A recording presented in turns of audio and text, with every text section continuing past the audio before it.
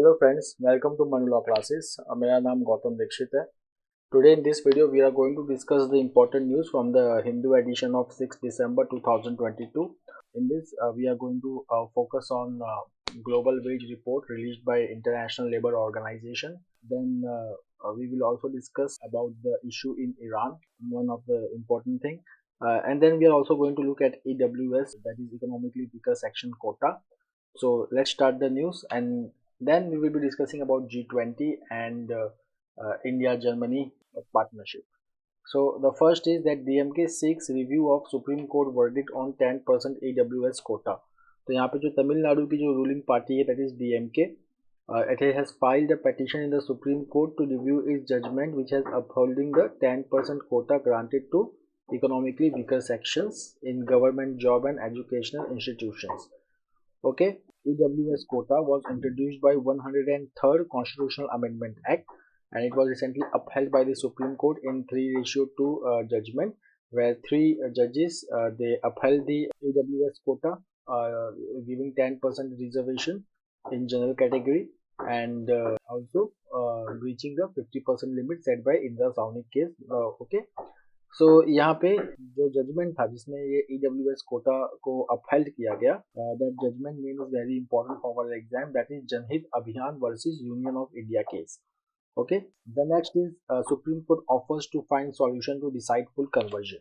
तो यहाँ पे Supreme Court has said that everybody has a right to choose their faith, but that does not mean luring somebody by giving something. यहाँ पे मतलब ये है कि that the act of charity or good work to help a community or the poor should not cloak.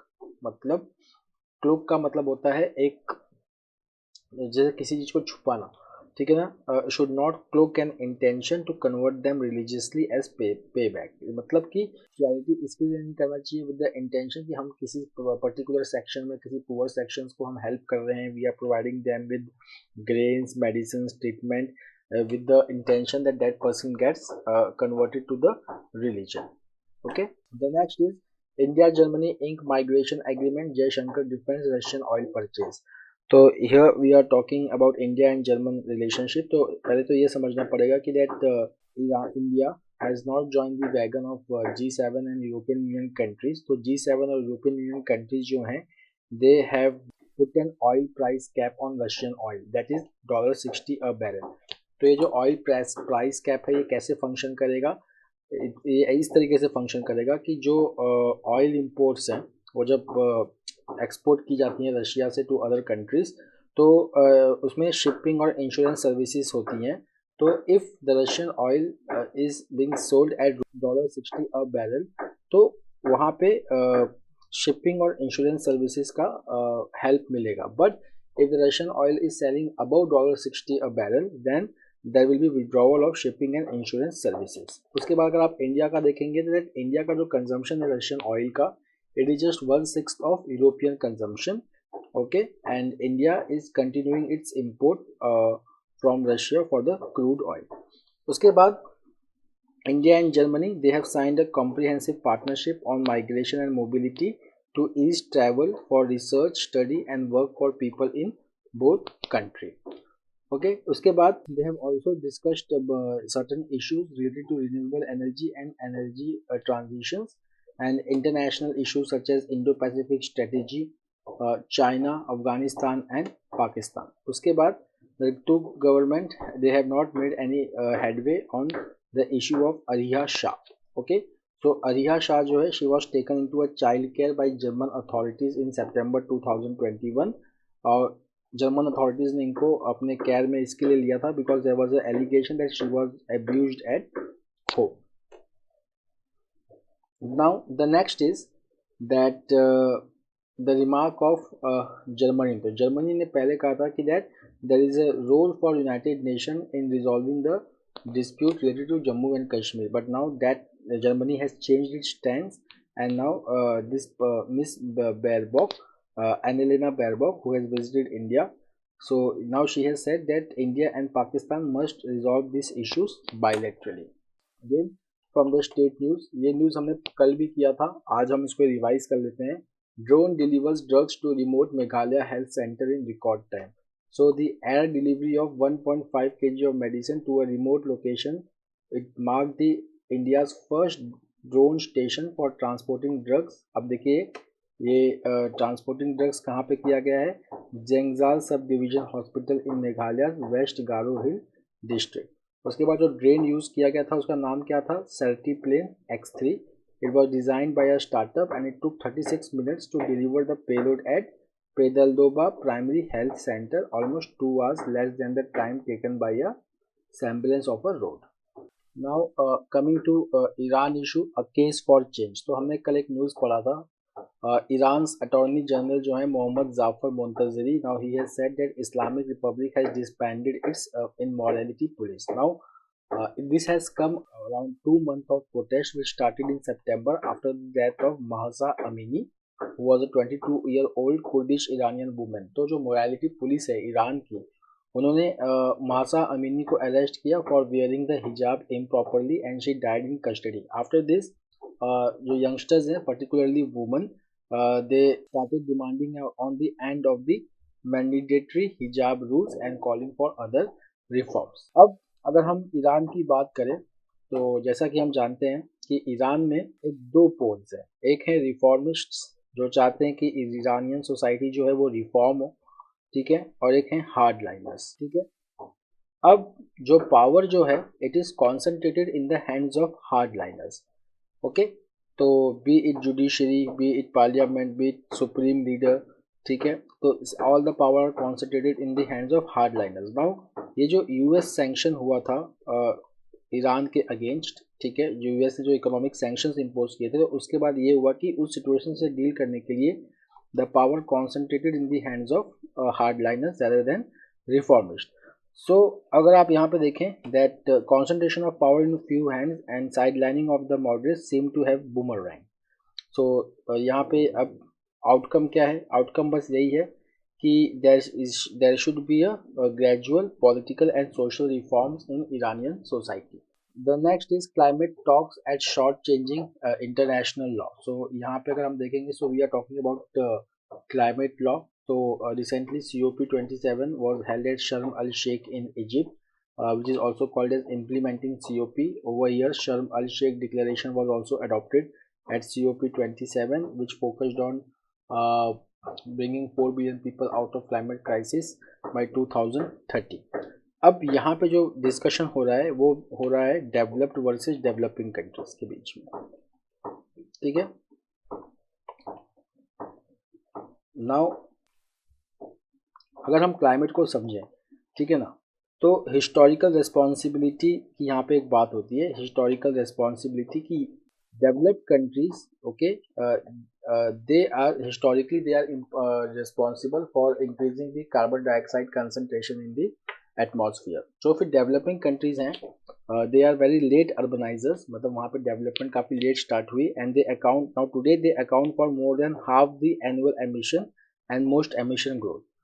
But developing countries के अपने कुछ problem हैं that they cannot afford accessibility to new technology to decarbonize polluting sectors like transportation and construction, okay। So this is one of the problem of developing countries।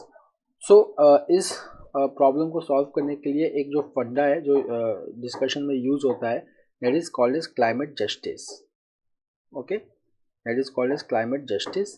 तो climate justice is based on the principle of CBDR, that is common but differentiated responsibility. इसका मतलब ये हो जाएगा कि carbon dioxide के emission को reduce करने के लिए सब नेशन की रिस्पॉन्सिबिलिटी है, बट डेवलप्ड कंट्रीज की बहुत ज़्यादा रिस्पॉन्सिबिलिटी है।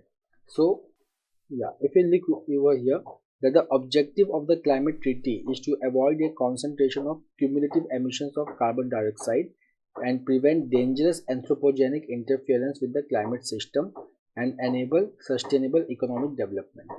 तो कोई भी क्लाइमेट ट्रीटी है उसका ये 3 गोल होता है। तो अगर पेरिस क्लाइमेट एग्रीमेंट की बात करेंगे तो उसका जो गोल है that is to limit the global rise in temperature at 1.5 degree Celsius. After that intergovernmental panel on climate change it recommended that net emissions needed to be zero by 2050।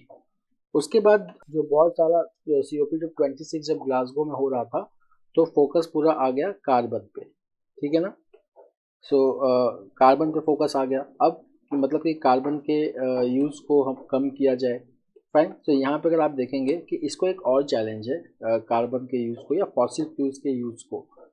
इसमें एक Russia Ukraine crisis का यहाँ पे लिखा हुआ नहीं है, but एक एंगल है यहाँ पे कि एक तो डेवलपिंग कंट्रीज हैं तो उनके पास इतना फंड नहीं है कि वो बहुत जल्दी ट्रांजिशन कर सकें इस तरफ, कि फटाफट वो क्लीन टेक्नोलॉजी को अडॉप्ट कर ले। इसके लिए उनको फंड की ज़रूरत पड़ेगी। Okay, that is the first thing. Second thing is कि जब से रशिया यूक्रेन क्राइसिस हुआ है और रशिया के ऊपर सैंक्शंस लगे हुए हैं, तो बहुत सारे कंट्रीज जो हैं जो रशियन फ्यूल्स पे डिपेंड हो रहे थे, now they have started investing in fossil fuels for avoiding the energy crisis in their country and to control the cost of living crisis. Now, then some other problems over here are कि अब जो है historical responsibility की बात बहुत ज़्यादा नहीं हो रही है। अब क्या हो रहा है कि स्लोली एंड स्टडीली जो कार्बन एमिशन का जो बर्डन है that is being shifted towards China and India. The third is the second is that public finance. Okay, like Paris climate agreement के टाइम ये एग्रीड किया था डेवलप्ड कंट्री ने कि they will provide $100 billion for developing countries for adaptation and mitigation. Okay, तो वो materialise नहीं हो पाया। ठीक, उसके बाद अब COP27 में एक लॉस एंड डैमेज फंड बनाया गया है। ठीक है, $500 billion fund. So that will be that can solve the problem. उसके बाद अगर हम देखेंगे पॉपुलेशन, तो if you will just see that Asia's emission with half of the world's population will rise to 40%, remaining within its carbon budget because of increasing population. Now what India is doing over here, तो India ने एक concept निकाला है life that is called as lifestyle for environment, first time doing COP26.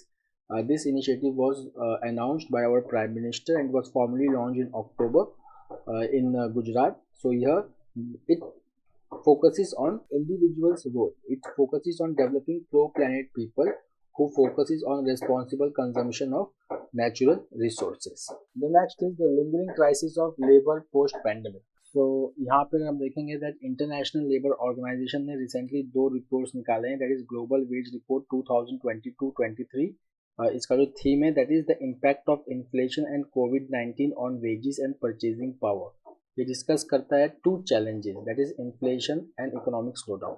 Now friends, let's see inflation and economic slowdown both are harmful to the consumer. क्योंकि देखिए अगर economic slowdown है, if there is economic slowdown, ठीक, तो wages कम हो जाते हैं।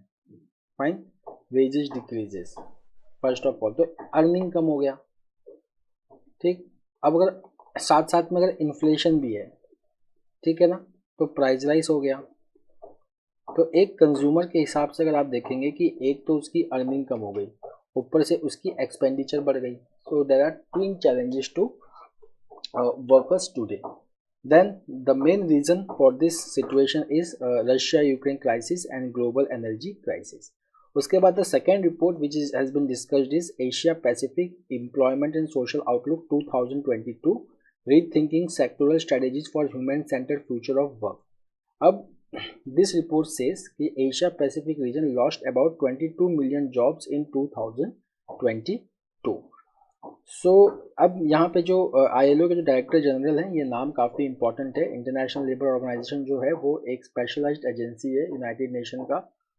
Okay, headquartered in Geneva. It was founded in 1919। तो इसके जो डायरेक्टर जनरल हैं वो हैं Gilbert F Houngbo. So he has said that decrease in wages is placing millions of workers in dire situation. Income inequality and poverty will rise if the purchasing power of the lowest paid is not maintained. अब यहाँ पे एक और बात हो रही है यहाँ पे, ठीक है ना, कि इंडिया की अगर हम बात करें तो in India the nominal wages rose to 17,000 per month in 2021 from 4,398 इन 2006। ठीक है ना। ओके, अब यहाँ पे ये क्या कहते हैं कि but when inflation is factored इन, ठीक है ना, अगर हम इन्फ्लेशन को फैक्टर इन कर लें, भाई वेज तो बढ़ा है बट साथ में इन्फ्लेशन भी तो बढ़ा है, तो जो रियल वेज ग्रोथ है, रियल वेज ग्रोथ का मतलब कि हम जो है इन्फ्लेशन के इम्पैक्ट को भी इसमें इंक्लूड करते हैं। ठीक है ना, तो जो रियल वेज ग्रोथ है that has decreased, that is -0.2% in 2021 from 9.3% इन 2006। इसका मतलब कि नॉमिनल वेज ग्रोथ तो बढ़ा है but real veg growth has decreased. So the negative growth in India started after the pandemic. उसके बाद अब इनइक्वालिटी की बात होती है तो यहाँ पे द रिपोर्ट सेज कि जो एम्प्लॉयमेंट गेन हुआ है वो हाई स्किल वर्कर्स के जॉब में गेन हुआ है. So employment gain has been possible in high skill workers job between 2019 and 2021. But अगर हम low to medium skill workers की बात करें तो यहाँ पे सब्सटेंशियल गेन नहीं हुआ है. Now, what does the solution is provided by this report? So, the solution is that the first is decent formal wage employment is very necessary for equitable distribution of wages and income. Then governments must focus on gender pay gap. Okay. Then multilateral approach is key to solving the crisis around us. Then also the report says that there is urgent need to address the negative effects of climate change, increasing inequality, poverty, discrimination, violence and exclusion endured by millions of people, including the discrimination that women and girls continue to suffer in many parts of the world. The next is Vizhinjam port project. तो विजिंजाम में protest चल रहा है. Fisherman's they are protesting. Okay, they are laying siege to this under construction project. So the protesters are led by Latin Archdiocese, okay, who has been demanding the halt of this project. Okay, जो इसका construction work है, it is being looked by Adani Vizhinjam Port Private Limited. अब protesters क्या कह रहे हैं, ठीक है ना. protesters ये कह रहे हैं कि इस पोर्ट के रिकंस्ट्रक्शन की वजह से कोस्टल इरोजन बढ़ेगा. अगर कोस्टल इरोजन बढ़ेगा तो फिशरी कम्युनिटी को सबसे ज़्यादा इम्पैक्ट होगा. Okay, so they have raised 7 demands which also include scientific study to assess the impact of port work on shorelines.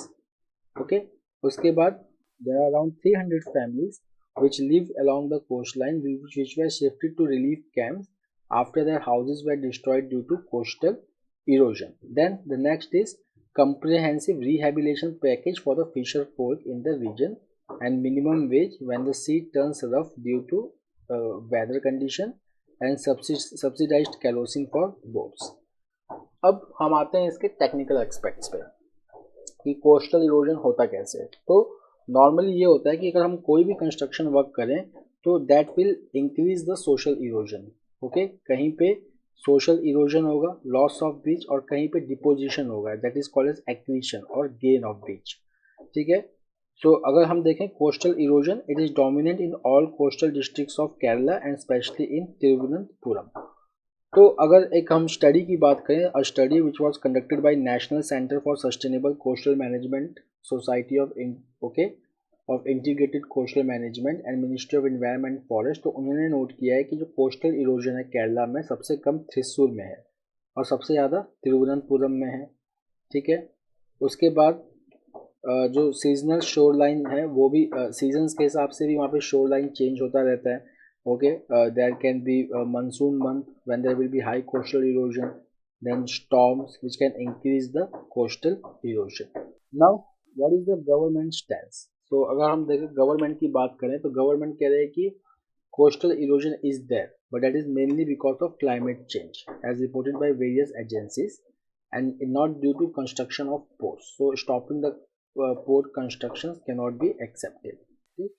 So officials they say कि जो ये विंजिनम सी पोर्ट है, it is being constructed inside a natural sediment cell which is pocket like area जहाँ पे interruptions due to movement of sand along the coast do not affect the coastline. अब what is the importance of विंजिनम project? ये important क्यों है? तो विंजिनम project जो है, so it is located on the southern tip of the Indian peninsula, just 10 nautical miles from the major international sea route and east-west shipping access. Okay, it has a natural water depth of more than 20 meter within a nautical mile from the coast. So that's why Vizhinjam port is likely to play a pivotal role in the maritime development of country and Kerala and for the economic development of the region. Now यहाँ से एक चीज आ सकता है, सागरमाला. ये आप note कर दीजिए, Sagarmala. So what is Sagarmala? Sagarmala is the project which focuses on port-led development. Okay, this focuses on port-led development. Now, coming to G20, so we already know that currently India is the president of G20 with effect from 1st December. यहाँ भी आप पढ़ सकते हैं that PM seeks cooperation of all parties to make G20 presidency a success. So now G20 Sherpas, they have held the first round of discussion on the key areas of India's G20 presidency in Udaipur. ठीक है, तो यहाँ पे देखिए जो discussions था किस पे हुआ, technical transformation, green development and lifestyle for environment, global and regional economy, prospects and challenges and informal चाय पे चर्चा among the G20 member countries. यहाँ पे इंडिया के शेरपा कौन है, इंडिया के G20 Sherpa Amitabh Kant, okay, who is overseeing this meeting. Then Sherpa ने हाईलाइट किया है India's role in providing greater voice to the global south, utilizing its G20 chairmanship to forge win-win collaboration between developing countries and advanced economies. Now the other areas which will be in focus is technology, ठीक है, cyber security, digital scaling, green development. Now one liner. So India restores e-visas for Britons under 5 categories. So India has restored e-visas for Britons who want to visit the country, has said Indian High Commissioner to the UK Vikram Dorai Swamy.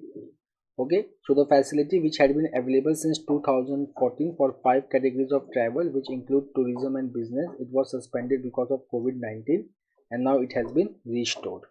The next is President approves new crest of Indian Navy. तो president जो new एक तो navy का new flag भी adopt किया गया है, ठीक है ना. फ्लैग में एक इंडिया है, इंडिया का ट्राई कलर फ्लैग है और दूसरा ये नेवी क्रेस्ट है, ठीक. अब इसी क्रेस्ट को पार्ट बनाया गया है. So president has approve the introduction of new design for the president standard and colour and Indian navy crest which was unveiled at Visakhapatnam on navy day, that is November 4th. Now again one liner, ruling Nepali Congress emerges as largest party. तो अभी recently election हुआ था नेपाल में. सो if we just see that the ruling Nepali Congress party, it has emerged as the largest party. Then Communist Party of Nepal, Unified Marxist Leninist, they have come second with 44 seats. okay, and Nepal में जो parliament है उसमें दो system follow होता है parliament में election के लिए. कुछ सीटों के लिए first past the post system follow होता है, कुछ के लिए प्रोपोर्शनल रिप्रेजेंटेशन. तो अगर हम देखेंगे कि प्रोपोर्शनल रिप्रेजेंटेशन में सबसे ज़्यादा सीट किसको मिला है, तो Communist Party of Nepal, unified Marxist Leninist. Then who is the current prime minister of Nepal, so Sher Bahadur Singh Deuba is the current, he is the member of Nepali Congress and he is the prime minister of Nepal. So his party has emerged as the largest party by winning the 57 seats in Nepal's parliamentary election. Now Nepal parliamentary elections में देखिए total 275 members होते हैं. 165 are elected from first past the post system and 110 members are elected through proportional electoral system. और किसी भी party को majority के लिए they need 138 seats for majority. The next, acclaimed French author Dominique Lapierre dies at 91. Now he is very famous author. He has written very famous books like Freedom at Midnight and City of Joy. So you must note this, French writer Dominique Lapierre. So he has written two books, Freedom at Midnight and City of Joy, and he recently passed away. Now his other some books are Paris Burning, okay, and the non-fiction book, it was published in 1965, which gives up the events leading up to August 1944 when Nazi Germany surrendered control of the French capital. Now from economy, so G7 oil price cap kicks in, Russia will only sell at market price. So we have done this news earlier when G7 group of 7, they had announced price cap on Russian oil at $60 per barrel. But now Russia has said that they will only sell it at market price and not at reduced price. Okay? Now see how this price cap will work once again. So see the price cap, okay, it allows Russian oil to be shipped to countries using G7 and EU tankers, insurance companies and credit institutions only if the cargo is bought at or below the price cap, that is $60. उसके बाद अगर हम देखेंगे that Russia is the world's second largest oil exporter and it has not accepted this cap and it will sell it at market price. अब देखिए price cap कितने की है, $60 पर बैरल, और रशिया ने उसको फ्राइडे को कितने दाम पे बेचा है, $67. So there is not a very big margin between price cap and at what is being sold today at market price. So friends, that's all for today. We will meet tomorrow again with a daily Hindu analysis. Till then, have a nice time. Take care. Thank you.